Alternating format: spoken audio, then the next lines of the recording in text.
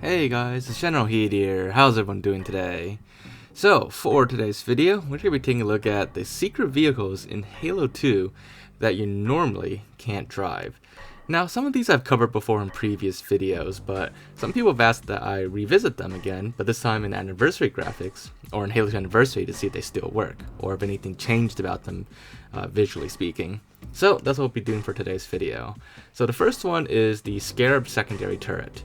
That is those little mini turrets you see on the back and front of the Scarabs. And you see in a cutscene, it gets fired at the Pelicans and it gets shot down. Well, those turrets are actually drivable vehicles. And if you were to actually drive them, either through modding or using this glitch to possess vehicles or other characters in Halo 2, well, you can actually fire it and it shoots out these green hunter beams instead of like we actually see in the cutscenes. The next vehicle is the Covenant AA cannons on the mission Outskirts. These AA cannons, they appear on the beach of the mission Outskirts, and well, you probably thought that they were just part of the scenery. They weren't actually like functional or anything.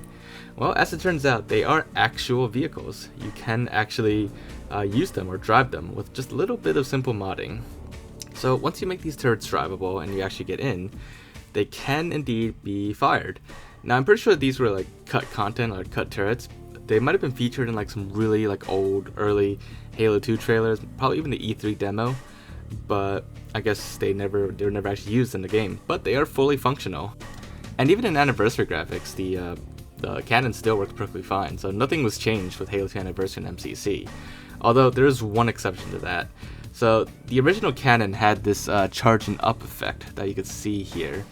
That's actually missing from anniversary graphics, and it just doesn't work anymore, but it still works in classic graphics.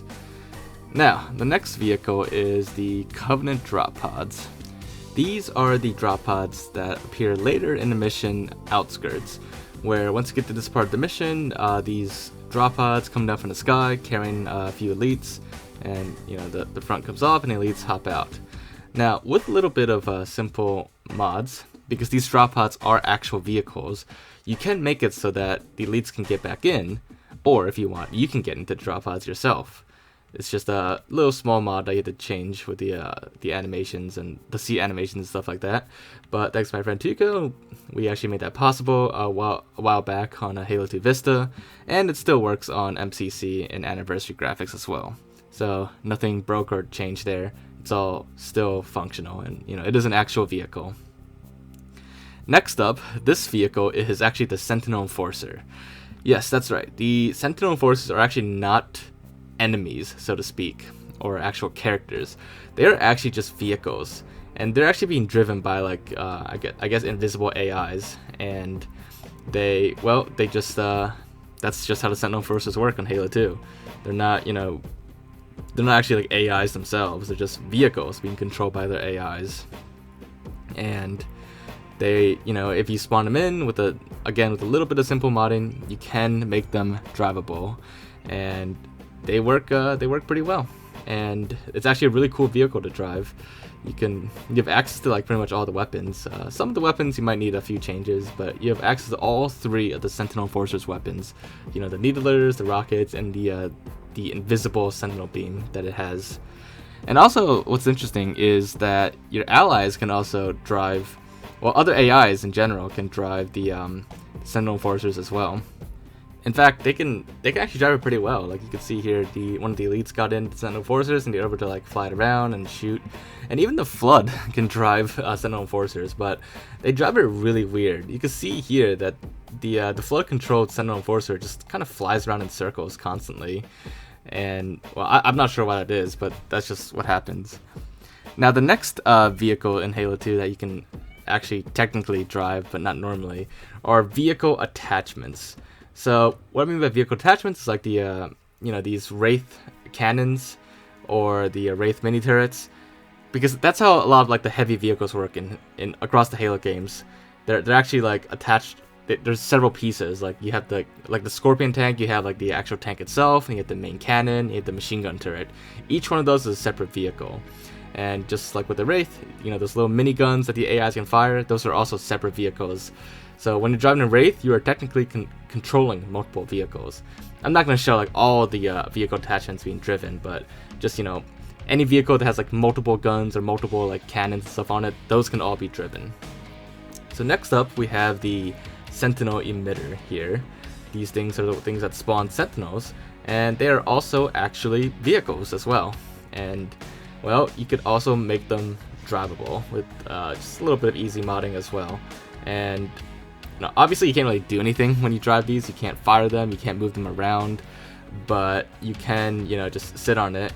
But it is it's just kind of interesting like why some things you wouldn't expect to be vehicles actually are vehicles.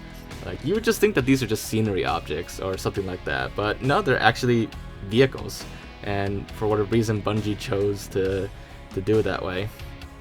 And another weird thing that you would think is like some kind of like scenery object or some machine object that's also a vehicle is the plug absorber. And that's what this thing is.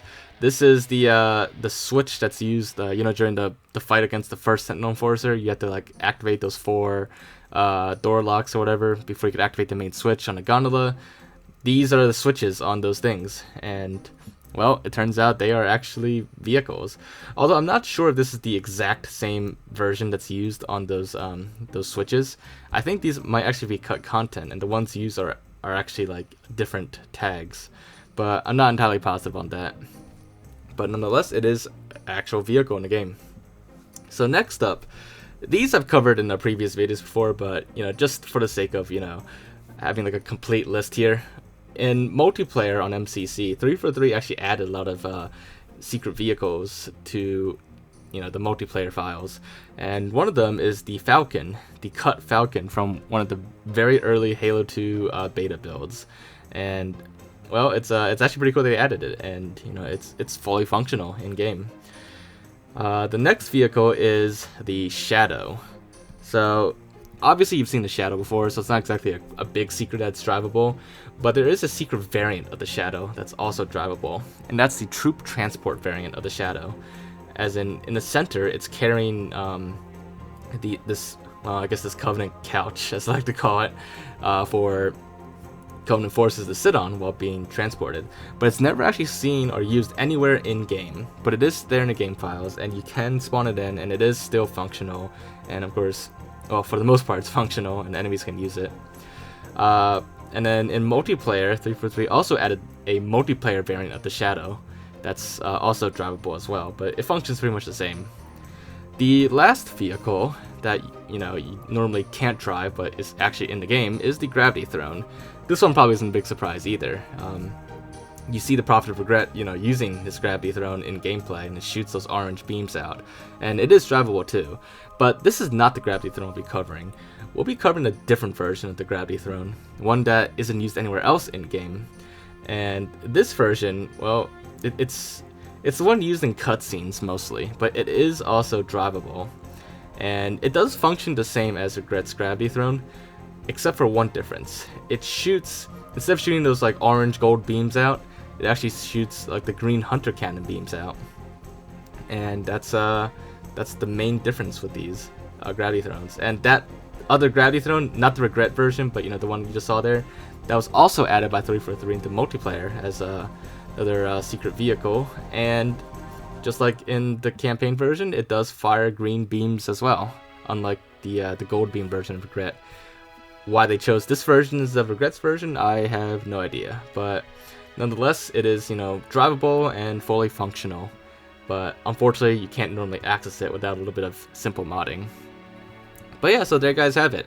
That is all the secret vehicles you normally can't drive in Halo 2, but are still technically vehicles.